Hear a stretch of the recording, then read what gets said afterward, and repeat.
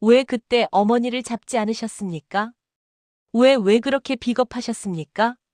서연의 목소리는 절규 같았다. 종수는 술기운에 잠긴 목소리로 대답했다. 나도 잡고 싶었어. 하지만 집안이, 세상이 우리를 찢어 놓았어. 난 평생 그 죄책감 속에서 살았다. 죄책감? 죄책감으로 끝내셨습니까? 그럼 저는 뭡니까? 당신의 피일 수도 있는 제가, 어머니의 딸인 제가, 평생 겪은 고통은 어떻게 보상받습니까? 서연의 외침은 한옥 기와 위로 울려 퍼졌다. 눈물과 감동이 있는 이야기, 다음 이야기도 궁금하시다면 구독과 좋아요 잊지 마세요. 서울 외곽 오래된 마을 어귀. 끝자락에 서 있는 저택은 세월에 덮개를 고스란히 뒤집어 쓴 채 서 있었다. 붉은 대문은 칠이 벗겨져 희끗희끗했고 기와 지붕엔 이끼가 끼어 있었다. 그러나 그 웅장한 기세만큼은 결코 퇴색되지 않았다. 수십 년간 수많은 바람과 비를 맞았지만 저택은 꿋꿋이 버티며 주인의 고집을 닮아 있었다. 그 주인, 올해 77이 된 이종수는 동네에서 고집불통 노인네라 불렸다. 종수는 매일 새벽 닭이 울기도 전에 눈을 떴다. 새벽 공기는 차갑고 저택은 고요했다. 안채 마루에 앉아 낡은 라디오의 다이얼을 돌리면 지직거리는 잡음 사이로 트로트 가락이 흘러나왔다. 사랑도 한때는 꽃이었는데 낡은 스피커에서 흘러나온 가락에 그의 눈가가 순간 젖었다. 세상에 없는 사람을 향한 노래는 언제나 그의 가슴을 파고들었다. 종수의 일상은 반복적이었다. 아침이면 장독대의 항아리를 열어 상태를 확인했고 마당에 떨어진 낙엽을 쓸어냈다.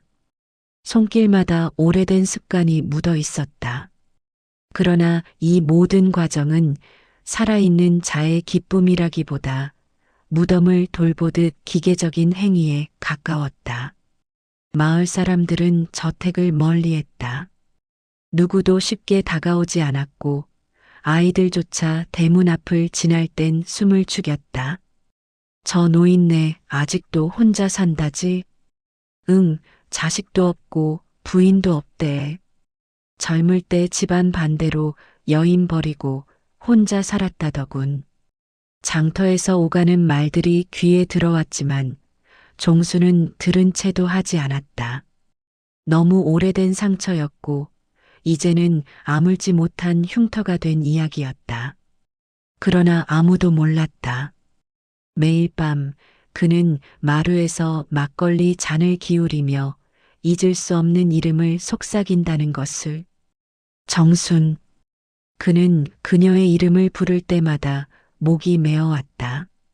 함께했던 봄날, 손을 잡고 걸었던 골목, 비 오는 날 건넜던 우산 한 자락까지도 여전히 생생했지만 끝내 지켜내지 못했다. 집안은 신분 차이를 문제 삼았고 결국 사랑은 무너졌다. 종수는 정순을 떠나보내며 눈물로 뒤돌았고 그 뒤로 단 한 번도 다른 여인을 맞이하지 않았다.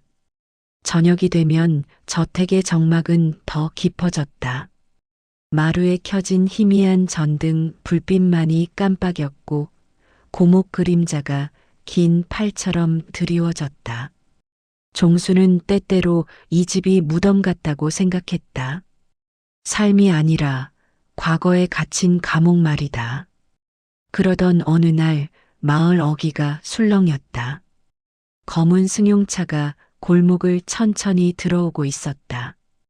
아이들은 호기심에 몰려들었고 어른들은 눈을 흘겼다. 차에서 내린 이는 날렵한 차림새의 40대 여성, 그리고 중개인으로 보이는 남자였다. 여인은 도회적이면서도 차가운 분위기를 풍겼다. 드디어 그 집도 팔리는 건가? 이 동네 재개발 들어온다더니 이제 곧 시끄럽겠지. 마을 사람들은 수군거리며 그들을 지켜봤다. 여인은 저택 대문 앞에 서서 잠시 숨을 고르듯 주위를 둘러봤다. 그녀의 시선은 단순한 호기심이 아니라 오래된 기억을 더듬는 듯 했다. 중개인이 대문을 두드렸다. 종수는 인기척에 눈살을 찌푸리며 마루에서 내려왔다. 묵직한 발걸음으로 대문을 열자 마주 선 여인의 눈빛이 그를 꿰뚫었다. 낯선데도 알 수 없는 익숙함이 서려 있었다. 종수는 순간 심장이 쿵 내려앉는 듯한 느낌을 받았다. 안녕하세요, 어르신. 저는 투자자 김서연이라고 합니다. 이 집을 직접 보고 싶어 이렇게 찾아왔습니다. 서연의 목소리는 침착했지만 그 속에는 묘한 떨림이 숨어 있었다. 종수는 곧장 퉁명스레 대꾸했다. 여기가 장터도 아니고 구경거리도 아닙니다. 돌아가시오. 중개인이 황급히 나섰다. 어르신, 요즘 집 관리도 힘드시잖아요. 이분은 진심으로 보존과 활용을 원하십니다. 언젠가 정리하셔야 할 거 아닙니까? 그 말에 종수의 눈빛이 날카롭게 번쩍였다. 정리라니? 이 집은 내 전부요. 조상이 남긴 것을 내 손으로 함부로 팔일 없소. 분위기는 얼어붙었다. 그러나 서연은 물러서지 않았다. 그녀는 천천히 한 발 앞으로 나서며 단호히 말했다. 이 집 오래전부터 꼭 와보고 싶었습니다. 그냥 투자 목적이 아닙니다. 저에게는 꼭 필요한 이유가 있습니다. 종수는 그 말에 가슴이 덜컥 내려앉았다. 이유라니? 단순한 투자자가 아닌 듯한 기묘한 울림이 있었다. 그녀의 눈빛은 단순한 거래가 아니었다. 잃어버린 무언가를 찾으려는 간절함이 서려 있었다. 그날 밤 종수는 이부자리에 누워도 잠을 이룰 수 없었다. 낮에 마주친 서연의 눈빛이 계속 떠올랐다. 그 눈빛은 낯설면서도 오래전 기억의 파편과 닮아 있었다. 그는 오래전 마음속에 묻어둔 이름을 다시 속삭였다. 정순. 달빛이 기와 위로 번져내리며 그림자를 길게 늘어뜨렸다. 저택은 변함없이 고요했지만 종수의 마음속 고요는 이미 흔들리고 있었다. 이제 봉인된 과거가 다시 깨어나려 하고 있었다. 다음 날 아침 종수는 평소와 다름없이 장독대 뚜껑을 열어보며 하루를 시작했다. 그러나 그의 마음은 여전히 편치 않았다. 어제 찾아왔던 낯선 여인 김서연. 그녀의 차가우면서도 묘하게 친숙한 눈빛이 머릿속을 떠나지 않았다. 이유가 있다 했지 대체 무슨 이유란 말이냐? 종수는 혼잣말을 중얼거리며 항아리 뚜껑을 내리쳤다. 낮게 울린 소리에 까치가 놀라 날아올랐다. 마을 골목 끝에서 다시 검은 승용차가 들어오는 모습이 보였다. 종수의 눈썹이 불쑥 치켜 올라갔다. 또 온단 말이냐? 어제의 거절로 돌아갔으면 그만일 줄 알았다. 그러나 서연은 다시 왔다. 이번엔 혼자가 아니었다. 중개인과 2명의 양복 차림 남자가 동행하고 있었다.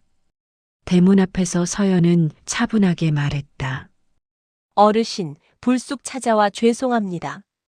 하지만 저는 이 집을 꼭 봐야만 합니다.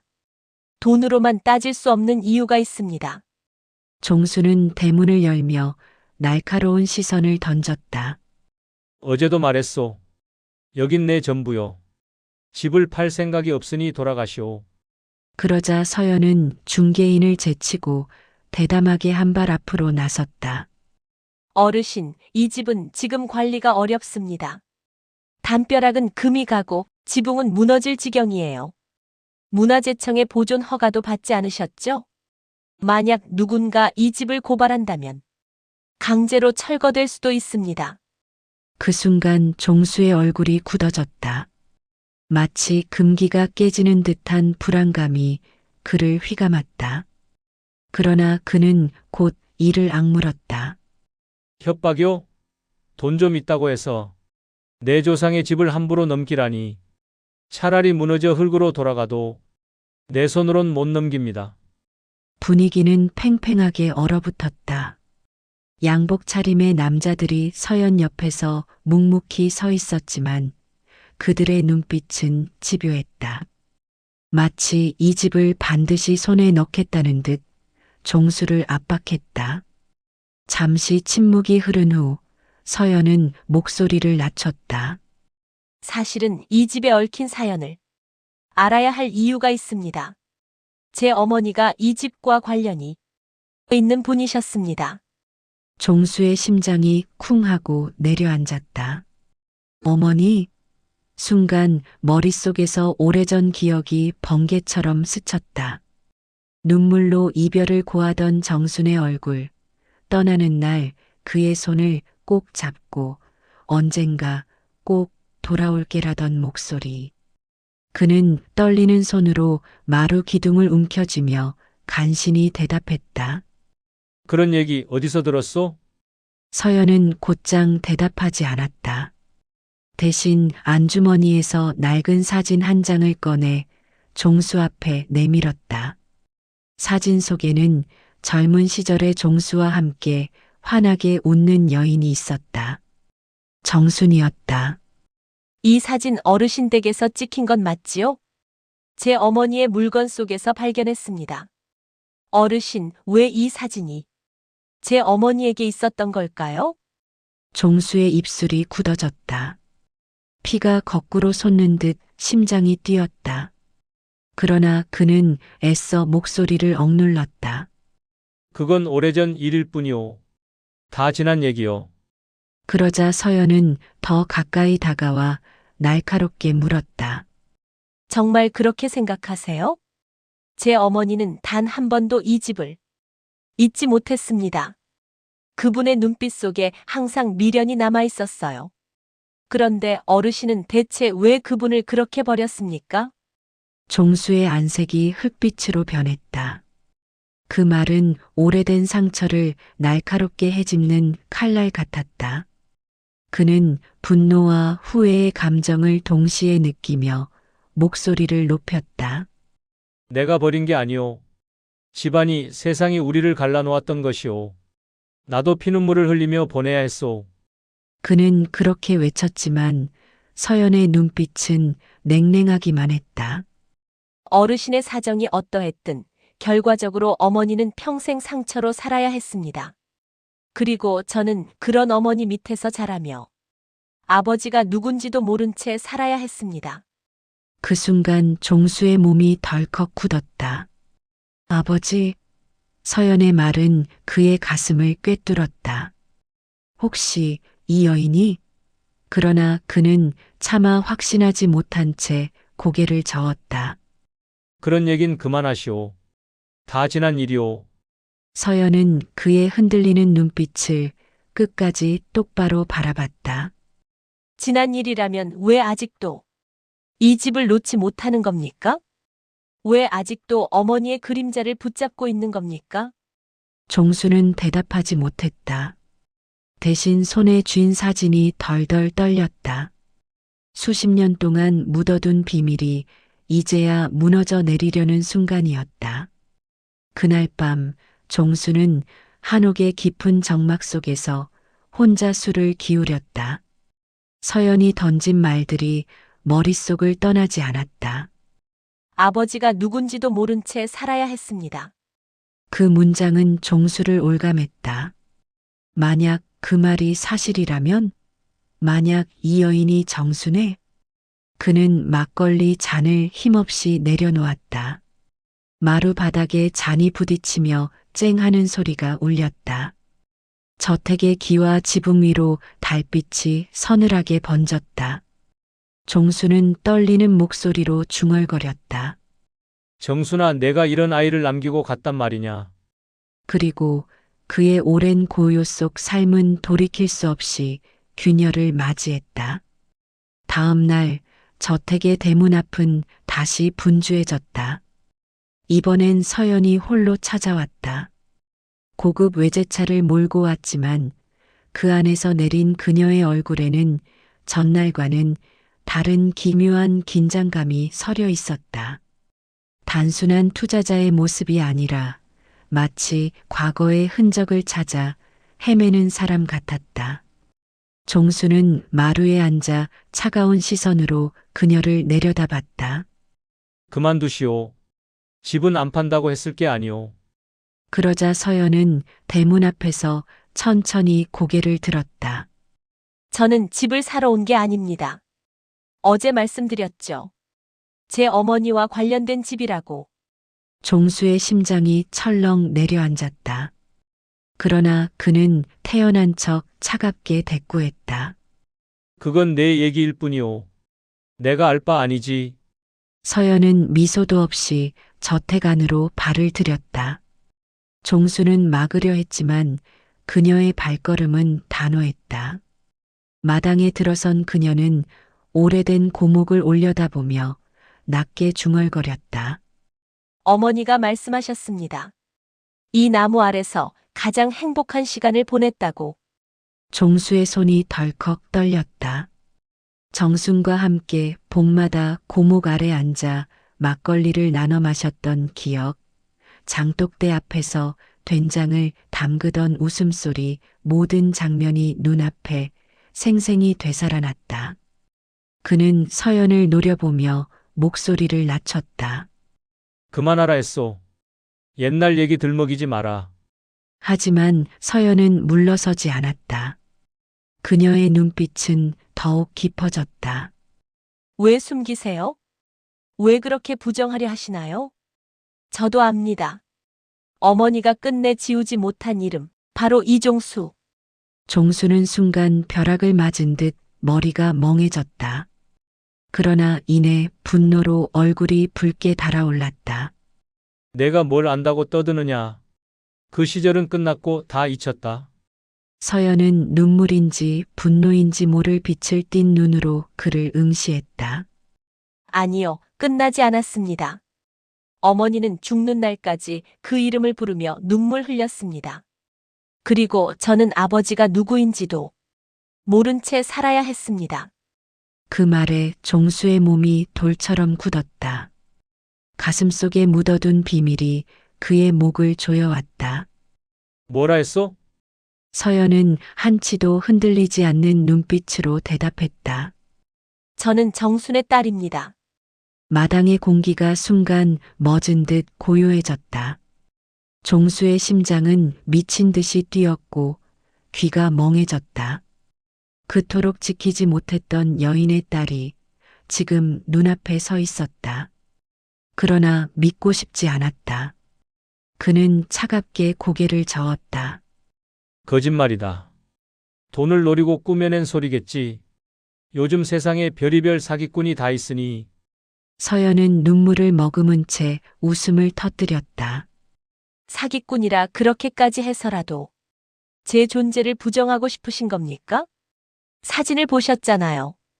어머니의 물건 속에서 나온 사진, 그리고 그녀는 가방에서 또 다른 물건을 꺼냈다. 낡아 찢어진 편지 한 장. 글씨는 분명 종수의 젊은 시절 필체였다. 정순아, 나는 끝내 널 지켜내지 못했다. 하지만 내 마음은 언제까지나 내 곁에 있을 것이다. 종수의 눈이 휘둥그레졌다. 수십 년 전 미처 전하지 못하고 찢어버렸다고 생각했던 편지였다. 정순이 그것을 가지고 있었고 딸에게까지 남겼던 것이다. 종수는 주저앉듯 마루에 털썩 앉았다. 손이 덜덜 떨렸다. 이럴 수가 내가 정말 서연은 차갑게 고개를 끄덕였다. 저는 제 존재를 감추고 살았습니다. 하지만 이제 더는 숨고 싶지 않습니다. 어머니의 눈물을 끝내 닦아주지 못한 채 세상을 떠나게 한 당신을 그냥 두고 볼 수 없었습니다. 종수의 눈에 눈물이 고였다.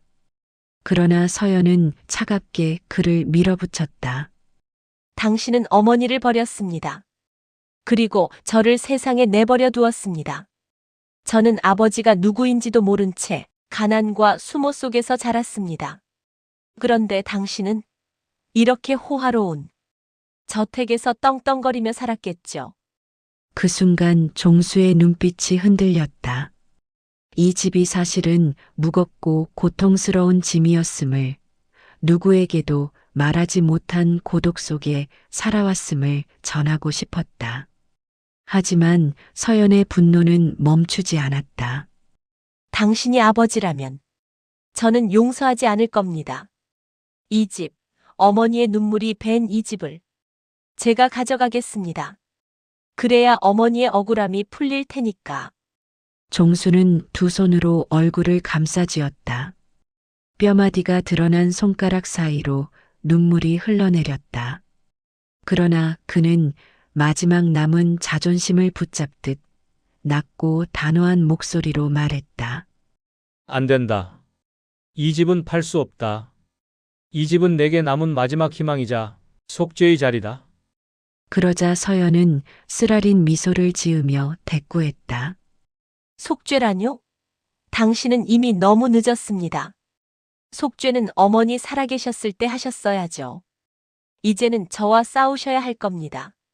아버지든 아니든 이 집을 두고. 바람이 스산하게 불어와 기와 지붕 위로 떨어진 낙엽이 소용돌이쳤다. 마당은 마치 전쟁터처럼 긴장감으로 얼어붙었다. 그날 밤 종수는 잠을 이루지 못했다. 술잔을 기울이며 수십 년 전의 기억을 되새겼다. 정순이 떠나던 날 비에 젖은 골목 끝에서 울며 돌아서던 모습, 그때 잡아주지 못했던 그의 손길. 정순아, 내가 너무 늦었다. 그런데 내 딸이 내 앞에 나타났구나. 종수의 눈물은 마루바닥을 적셨다. 그러나 동시에 그의 눈빛 속엔 오랜만에 타오르는 불씨 같은 것이 번졌다. 단순히 집을 지키는 싸움이 아니었다. 이제는 과거와 그리고 피부치와 마주해야 했다. 저택의 고요는 깨어졌다. 이제 본격적인 대립이 시작된 것이다. 며칠 뒤 한옥 저택의 정막은 깨졌다. 아침부터 낯선 사람들이 드나들기 시작한 것이다. 서연은 이번엔 혼자가 아니었다. 정장을 차려입은 변호사 한 명과 카메라를 든 기자 두 명이 동행했다. 종수는 마루에서 이 광경을 보고 얼굴이 시뻘개졌다. 이제 기자까지 끌어들였단 말이냐. 서연은 굳은 표정으로 대답했다. 어르신, 아니 이종수 씨. 이제는 진실을 밝힐 때가 됐습니다. 이 집은 단순한 건물이 아닙니다. 한 여인의 희생과 눈물이 서린 공간이니까요. 기자들이 셔터를 눌렀다. 대문, 고목, 장독대, 그리고 종수의 얼굴까지 수십 년간 숨겨온 사연이 이제 세상에 까발려질 것만 같았다. 종수는 손에 들고 있던 빗자루를 던지며 소리쳤다. 꺼져라. 여긴 내 집이다. 내 허락 없인 누구도 못 들어온다. 그러나 변호사가 차분히 서류를 내밀었다. 이종수 씨, 저희는 합법적으로 왔습니다. 이미 법원에 소송을 제기했습니다. 김서연 씨는 이 집에 대한 상속권을 주장하고 있습니다. 뭐라? 상속권이라니. 종수의 목소리가 갈라졌다. 서연은 차갑게 웃으며 말했다. 제가 누구의 딸인지 이제는 법적으로도 확인해야겠지요.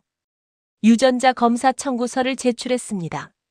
만약 결과가 나오면 이 집은 제 권리가 될 수 있습니다. 종수는 머리가 멍해졌다. 한순간에 발밑이 무너져 내리는 듯했다. 그는 눈앞에 선 서연을 향해 분노와 절망이 뒤섞인 목소리로 외쳤다. 내가 그렇게까지 해서 얻고 싶은 게 뭐냐? 돈이냐, 집이냐? 아니면 내 피를 증명해서 나를 끝내 무너뜨리고 싶은 거냐? 서연의 눈빛이 번뜩였다. 저는 어머니의 한을 풀고 싶습니다. 어머니는 당신 때문에 평생 눈물로 살았고, 저는 아버지가 누군지도 모른 채 사람들의 멸시를 받으며 자랐습니다. 당신은 저택에서 고집을 부리며 살았지만 저와 어머니는 세상에 내던져졌습니다. 이제는 공평해야겠죠.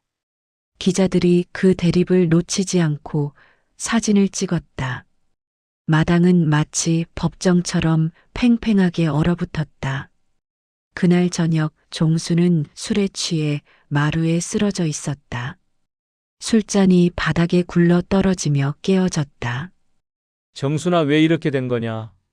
내가 왜 이렇게 늦게 내 딸을 만나는 거냐? 눈물이 솟구쳤지만 곧 그는 이를 악물었다. 안 된다. 절대로 이 집은 빼앗길 수 없다. 이곳은 내 죄를 씻는 자리이자 정순과의 마지막 연결고리다. 그때 마당 한쪽에서 인기척이 들렸다. 종수가 고개를 들자 서연이 홀로 서 있었다. 밤하늘 달빛에 비친 그녀의 얼굴은 눈물로 번들거렸다. 왜 그때 어머니를 잡지 않으셨습니까? 왜 그렇게 비겁하셨습니까? 서연의 목소리는 절규 같았다. 종수는 술기운에 잠긴 목소리로 대답했다. 나도 잡고 싶었어. 하지만 집안이, 세상이 우리를 찢어 놓았어. 난 평생 그 죄책감 속에서 살았다. 죄책감? 죄책감으로 끝내셨습니까? 그럼 저는 뭡니까? 당신의 피일 수도 있는 제가, 어머니의 딸인 제가 평생 겪은 고통은 어떻게 보상받습니까? 서연의 외침은 한옥 기와 위로 울려 퍼졌다. 며칠 뒤 마을 사람들 사이에서는 수군거림이 더 거세졌다. 이제 뉴스에까지 나왔더군. 이종수 노인네가 옛날에 여인 버리고 딸까지 버렸다더라. 그래서 그 딸이 지금 나타나 집을 빼앗으려 한대. 아이고, 세상 참 드라마보다 더 막장이야. 이야기는 삽시간에 퍼져나갔다. 종수는 장터에 나가기도 힘들어졌다. 누군가의 시선이 그를 향하면 등 뒤에 비수가 꽂히는 듯했다. 그날 밤 종수는 거울 앞에 서서 흰 머리를 바라봤다. 나는 이제 괴물이 되어버렸구나. 그의 목소리는 허공 속에서 흩어졌다. 다음 날 서연은 다시 변호사와 함께 저택을 찾아왔다. 이번엔 더 많은 서류와 사람들을 대동했다. 법적 절차는 시작됐습니다. 곧 유전자 검사가 진행될 겁니다. 결과가 나오면 어르신께서 뭐라 하셔도 이 집은 제 몫이 될 수 있습니다. 종수는 분노로 몸을 떨며 소리쳤다. 차라리 내가 죽어버리면 모를까? 이 집은 내 손에서 절대로 못 넘긴다. 그러자 서연은 차갑게 대꾸했다. 죽음으로도 책임을 피할 수 없습니다. 어머니의 한은 살아남은 제가 끝까지 쫓을 겁니다. 마당의 고목 위로 까마귀 한 마리가 날아올라 울부짖었다. 그 소리는 마치 이 집에 드리워진 저주 같은 예언처럼 울려 퍼졌다. 그날 밤 종수는 잠시도 눈을 붙이지 못했다. 술잔 대신 오래된 편지 상자를 꺼내 들었다. 그 속엔 정순과의 기억이 빼곡히 담겨 있었다. 편지, 낡은 사진, 작은 장신구. 정순아, 내 딸이 날 찾아왔어. 하지만 그 아이는 칼이 되어 날 찌르고 있구나. 종수의 눈빛은 흔들렸지만 동시에 강해졌다. 이제 그는 더 이상 단순한 노인이 아니었다. 다시 한번 세상과 맞서야 할 운명을 자각한 것이다. 저택의 고요는 완전히 깨졌다. 이제 싸움은 더 깊고 더 드라마틱하게 불붙을 터였다. 밤새 한옥 저택에는 바람 소리만이 맴돌았다. 그러나 종수의 마음속에서는 더 큰 폭풍이 몰아쳤다. 서연이 던진 말, 저는 정순의 딸입니다라는 한마디가 계속 귀를 때렸다. 그는 스스로 부정했지만 속 깊은 곳에서는 그것이 사실일지도 모른다는 두려움이 점점 커져갔다. 며칠 후 종수는 동네 장터에 나갔다. 오랜만에 사람들 사이에 섰지만 분위기는 평소와 달랐다. 저 노인네 봐. 기사에 나왔던 그 집주인 아니야? 그래, 옛날에 여인 버리고 딸까지 내팽개쳤다더라. 팔순도 안 된 사람이 세상 웃음거리가 되었네. 수군거림은 칼날처럼 종수의 등에 꽂혔다. 그는 눈을 부릅뜨며 외쳤다. 그만들 하시오. 사실도 모르는 것들이 함부로 떠들지 마라. 그러나 군중은 더욱 웅성거렸다. 누군가는 휴대폰을 꺼내 그의 얼굴을 찍었고 누군가는 욕설을 퍼부었다. 종수는 결국 장터 한복판에서 발길질을 당하듯 몰려났고 피곤한 몸을 이끌고 저택으로 돌아왔다. 그의 눈빛은 이미 산산조각난 자존심으로 흔들리고 있었다. 그날 밤 대문 앞에 낯선 차가 또 멈췄다. 이번에는 서연과 변호사뿐 아니라 경찰까지 동행했다. 경찰은 차갑게 말했다. 이종수 씨, 법원의 명령에 따라 유전자 검사를 위한 강제 절차를 진행하겠습니다. 종수는 손에 들고 있던 막대기를 움켜쥐었다. 내 몸에서 피를 빼가겠다니 날 죽이고 가라. 그러나 경찰은 담담했다. 저항하시면 더 큰 불이익을 당하실 겁니다. 협조하시죠? 결국 종수는 마루 위에 주저앉아 팔을 내밀었다. 피가 뽑히는 순간 그는 모든 기운이 빠져나가는 듯한 허망함을 느꼈다. 정순아, 내가 내게 이런 벌을 내린 거냐? 며칠 뒤 결과가 도착했다. 기자들이 모인 자리에서 서연이 봉투를 들었다. 그녀는 눈을 감았다가 떨리는 목소리로 읽었다. 이종수 씨와 김서연 씨의 유전자 일치율 99.8%. 순간 기자들의 셔터 소리가 연달아 터졌다. 결국 사실이었네. 신부가 딸을 버리고 평생 숨겨왔다니 기가 막히다. 종수의 손에서 힘이 빠졌다. 그의 눈은 멍하니 허공을 응시했다. 입술이 파르르 떨렸다. 그는 끝내 숨기고 싶었던 진실이 세상에 드러나는 순간 세상이 무너져 내리는 듯한 충격을 받았다. 서연은 종수를 향해 서류를 내던지듯 말했다. 이제 변명하지 마세요. 당신은 제 아버지입니다. 그러나 저에게 아버지라는 호칭을 들을 자격은 없습니다. 저는 이 집을 제 몫으로 되찾을 겁니다. 어머니의 억울함과 제 삶의 대가로. 그날 저녁 종수는 술에 취한 채 마당에서 쓰러졌다. 눈앞이 흐려지며 고목이 뒤틀려 보였다. 그는 중얼거렸다.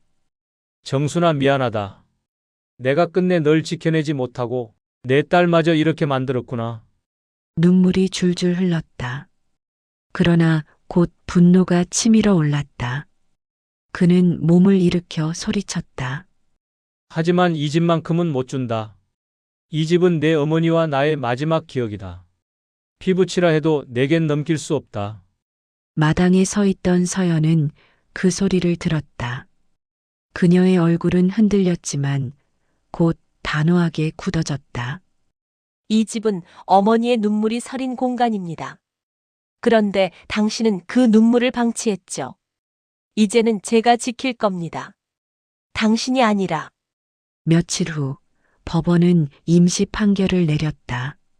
친자 확인이 입증되었으므로 김서연 씨는 상속권을 주장할 권리가 있다. 그 소식은 삽시간에 동네에 퍼졌다. 마을 사람들은 대문 앞에까지 몰려와 손가락질을 했다. 봐라, 결국 딸이었잖아. 혼자 고집부리더니 결국 피부치 앞에서 무너졌네. 천벌을 받는 거야, 천벌을.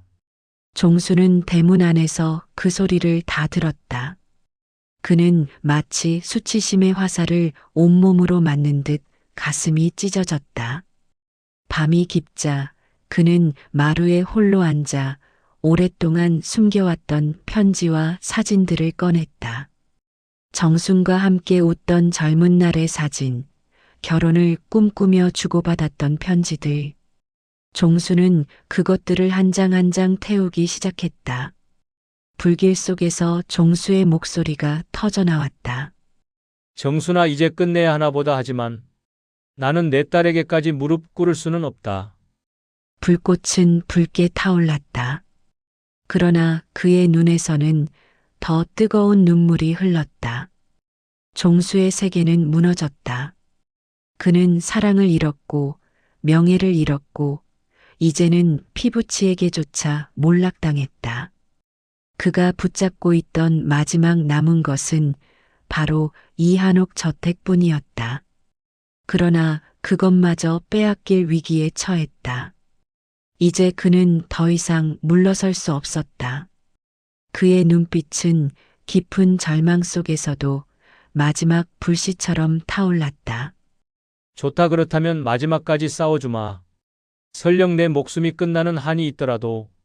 한옥 저택의 기와 위로 까마귀 떼가 날아올라 울부짖었다. 그것은 마치 앞으로 몰아칠 폭풍을 예고하는 불길한 징조 같았다. 밤은 깊었고 저택의 마당은 서늘한 달빛에 잠겨 있었다. 장독대 옆에 앉은 종수는 손에 술잔을 쥔 채 가만히 고개를 숙이고 있었다. 그러나 술잔은 입에 닿지도 못한 채 떨리고 있었고 그의 눈은 허공을 헤매고 있었다. 며칠 전의 충격적인 사건, 유전자 검사 결과는 종수의 남은 자존심마저 무너뜨렸다. 99.8%. 그 숫자는 피할 수 없는 진실을 보여주었다. 그는 더 이상 도망칠 수 없었다. 김서연, 그 여인은 바로 자신의 딸이었다. 정순과의 사랑이 낳은 유일한 피부치. 하지만 그 사실은 기쁨이 아니라 고통으로 다가왔다. 정순아, 내가 죽어서도 나를 벌하느냐? 그는 떨리는 목소리로 속삭였다.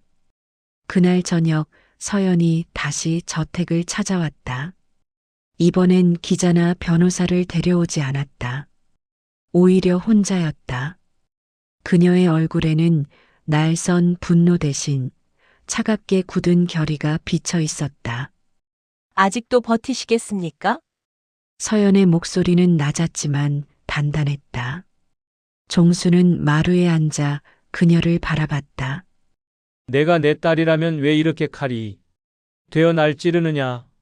서연은 잠시 침묵하다가 눈가에 번뜩이는 눈물을 닦았다. 아버지라니 그런 말 듣고 싶지 않습니다. 저는 평생 아버지 없는 딸로 살았습니다. 학교에서 친구들이 물을 때마다 거짓말해야 했고 결혼을 하려 했을 땐 상대 집안에서 아버지가 없다는 이유로 파혼당했습니다. 어머니는 아버지를 원망하면서도 끝내 잊지 못했고 저는 그 모습이 너무나도 싫었습니다.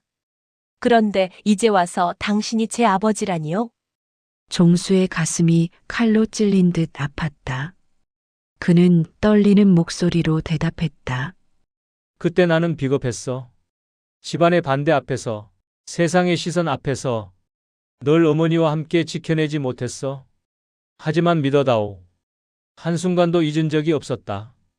서연은 차갑게 고개를 저었다. 잊지 않았다고요?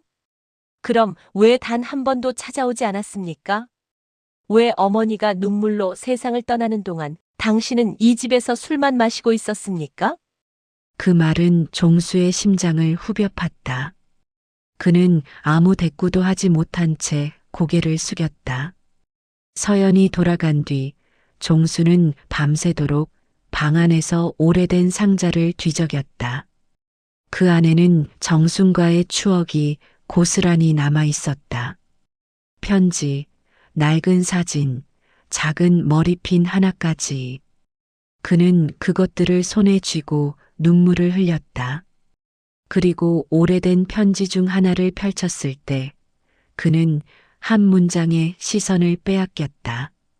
종수 씨, 만약 우리 사이에 아이가 생긴다면 부디 이 집만은 아이에게 남겨주세요. 저는 끝내 함께하지 못하더라도 그 아이가 이 집에서 당신의 흔적을 느낄 수 있기를 바랍니다. 종수는 편지를 움켜쥐고 주저앉았다. 정순이 죽기 전까지 간직했던 편지, 그 속에는 그녀의 마지막 바람이 담겨 있었다. 그리고 그것은 곧 서연을 향한 메시지이기도 했다. 정순아, 내가 이렇게까지 나를 믿고 부탁했는데 나는 끝내 외면했구나. 그날 새벽 종수는 마루에 앉아 동이 트는 하늘을 바라봤다. 오랜만에 마음속에서 작은 불씨 같은 것이 일렁였다. 이제라도 뭔가 해야 했다.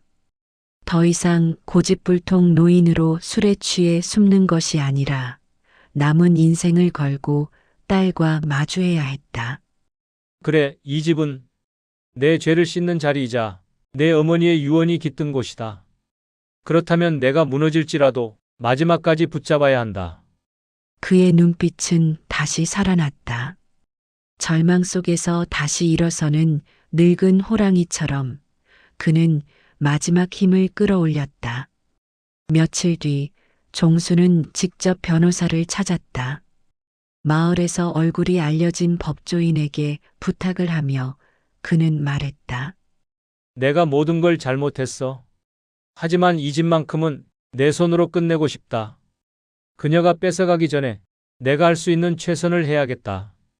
변호사는 놀란 눈으로 그를 바라봤다. 이종수 씨, 지금 상황에서 이기긴 어렵습니다. 친자 확인 결과가 이미 나왔으니 상속권은 분명히 인정될 겁니다. 종수는 단호하게 고개를 끄덕였다. 알고 있소. 하지만 이 싸움은 법정에서의 승패가 아니라 내 양심과의 싸움이오. 내 남은 삶을 걸고라도 그녀와 정면으로 맞서고 싶다. 그날 밤 그는 다시 서연을 불렀다. 이번엔 대립이 아닌 대화를 원했다. 서연은 경계하며 마당에 들어섰다. 또 무슨 변명하려고 부르신 겁니까? 종수는 떨리는 손으로 오래된 편지를 내밀었다. 내 어머니가 남긴 글이다. 그 사람은 마지막 순간까지 내가 이 집에서 내 흔적을 느끼길 바랐다. 서연은 편지를 받아들고 읽기 시작했다. 글씨마다 눈물이 떨어졌다. 그러나 그녀의 얼굴은 쉽게 무너지지 않았다. 그렇다고 해서 제가 당신을 용서할 수는 없습니다. 하지만 이 편지는 제 마음을 흔들긴 하네요. 종수는 고개를 끄덕이며 말했다. 나는 이제 늙었고 머지않아 이 세상을 떠날 것이다. 하지만 떠나기 전에 내게 내 마음을 전하고 싶다. 내가 어떤 잘못을 했든 내 어머니와 너를 향한 내 진심만큼은 거짓이 아니었다는 걸. 서연은 흔들렸다. 그녀의 가슴 속에서 분노와 슬픔이 뒤섞여 소용돌이쳤다. 그러나 동시에 평생 알 수 없던 빈자리를 채우려는 갈망이 피어올랐다. 그 순간 두 사람의 사이에는 새로운 긴장감이 형성됐다. 단순한 법적 다툼이 아니라 피와 눈물로 얽힌 운명의 대립이었다. 종수는 속으로 다짐했다. 그래, 이제는 도망치지 않겠다. 끝까지 마주하겠다. 이것이 내 마지막 속죄의 길이다. 저택의 기와 위로 아침 햇살이 번졌다. 그러나 그 빛은 따뜻하기보다 앞으로 다가올 거대한 폭풍을 밝히는 듯 서늘했다. 가을비가 굵게 내리던 날, 한옥 저택의 마당은 검은 빗물에 잠겨 있었다. 기와 지붕을 타고 흘러내리는 빗줄기가 장독대를 때렸고 고목은 바람에 휘청이며 울부짖는 듯했다. 그날 법정에서의 중간 판결이 내려졌다. 김서연 씨 친자 관계 인정. 상속권 청구 가능. 그 판결은 종수의 심장을 무너뜨렸다. 그러나 그는 더 이상 도망치지 않았다. 오히려 싸움은 이제부터라는 결의가 그의 눈빛을 번뜩이게 했다. 저녁 무렵 서연은 변호사와 함께 다시 저택을 찾아왔다. 대문을 열자 종수는 이미 마루에 앉아 기다리고 있었다. 그의 손에는 오래된 술잔과 정순이 남긴 편지 묶음이 놓여 있었다. 왔구나. 종수의 목소리는 낮지만 강했다. 서연은 젖은 우산을 접으며 차갑게 대꾸했다. 이제 마지막으로 확인하러 왔습니다. 이 집은 제 몫입니다. 더는 버티지 마세요. 종수는 미소 아닌 미소를 지으며 그녀를 바라봤다. 내가 내 딸이라면 이 집이 단순한 돈이나 재산의 의미가 아니라는 걸 알아야 한다. 여긴 내 어머니와 나의 꿈이 묻힌 곳이다. 서연은 차갑게 웃으며 말했다. 꿈. 제 어머니는 그 꿈 때문에 평생 울었습니다. 그리고 저는 그 눈물 속에서 자랐습니다.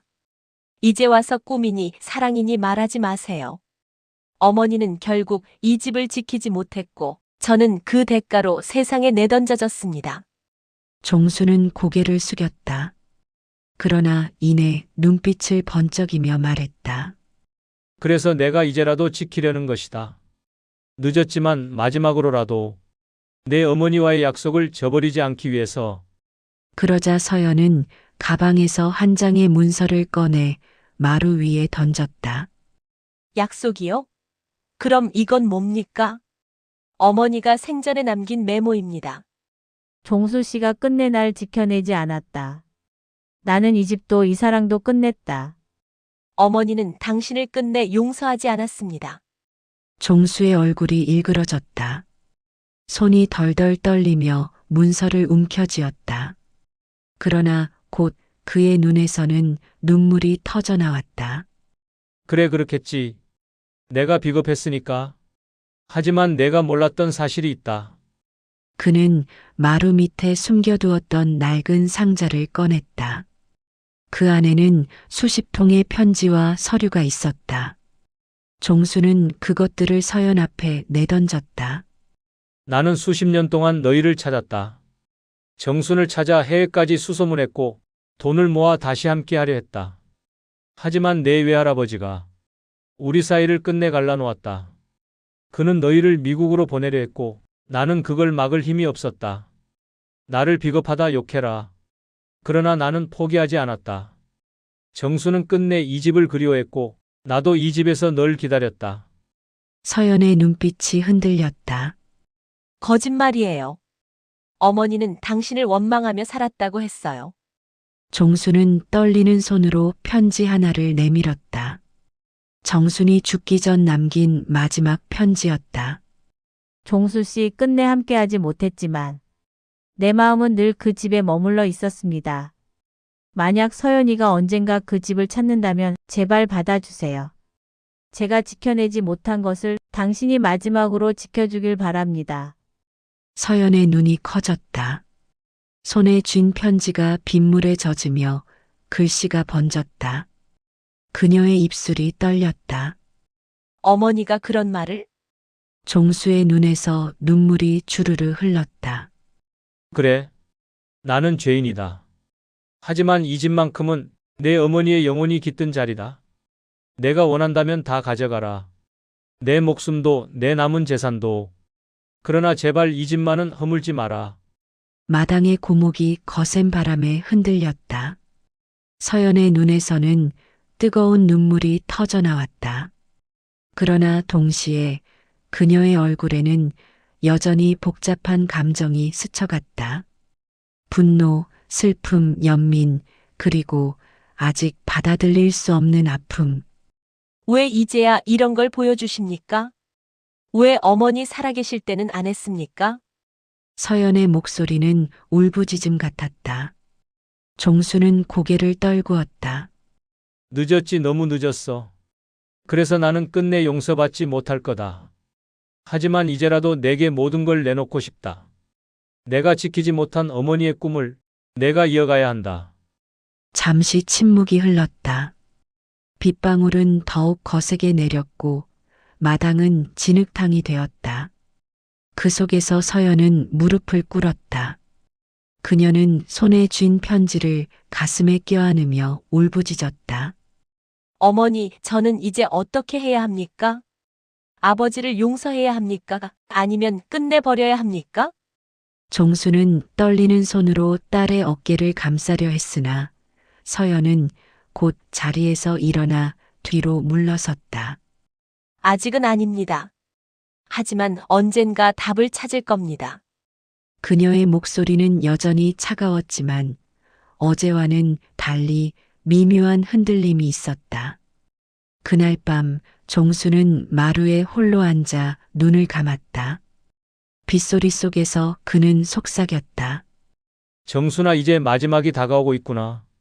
우리 아이가 드디어 내 앞에 왔다. 내가 끝내 속죄할 기회가 생긴 걸까? 그리고 그의 눈빛은 다시 한번 불타올랐다. 다음 날 그는 서연과 법정에서 정면으로 맞서기로 결심했다. 더 이상 숨지 않고 끝내 진실과 마주하기 위해. 늦가을 하늘은 잔뜩 흐려 있었고 한옥 저택의 마당에는 낙엽이 수북이 쌓였다. 가을비가 그치고 난 뒤의 공기는 차가웠다. 종수는 고목 아래 작은 상석을 놓고 앉아 있었다. 그의 앞에는 제사상을 차려놓은 듯 소박한 음식과 막걸리 한 병이 놓여 있었다. 오늘은 정순의 기일이었다.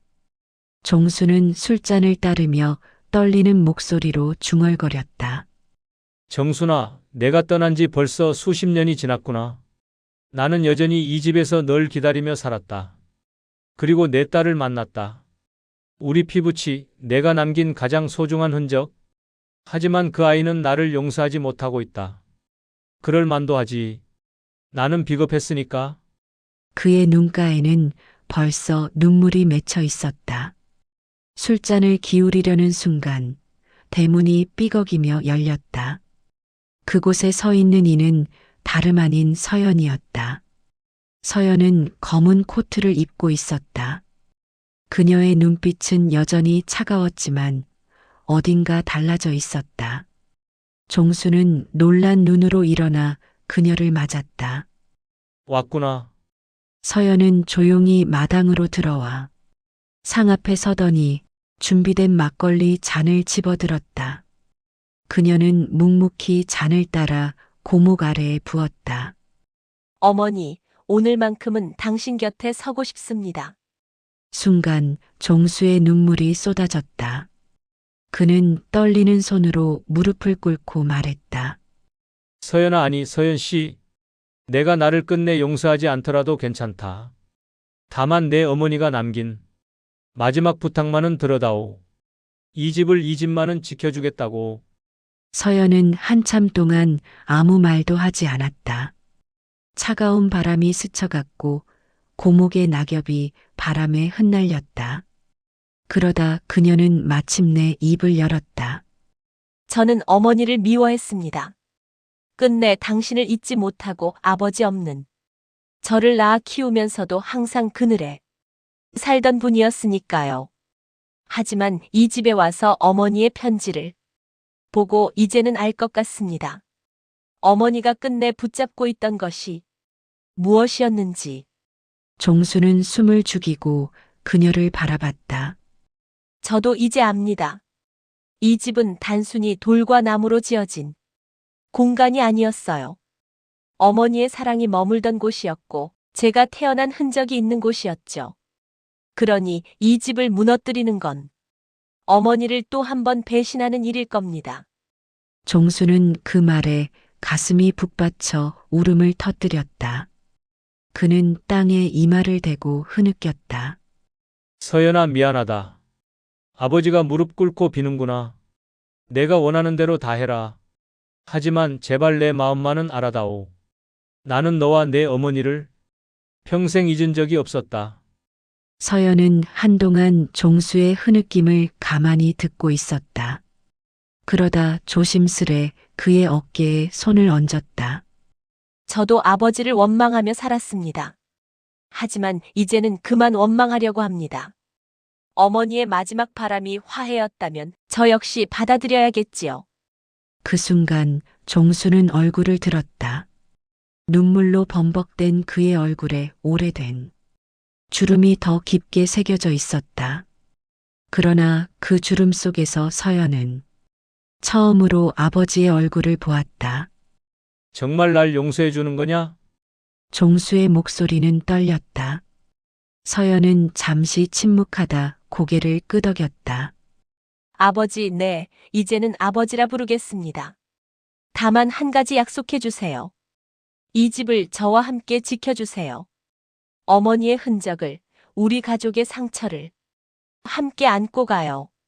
종수는 흐느끼며 고개를 끄덕였다.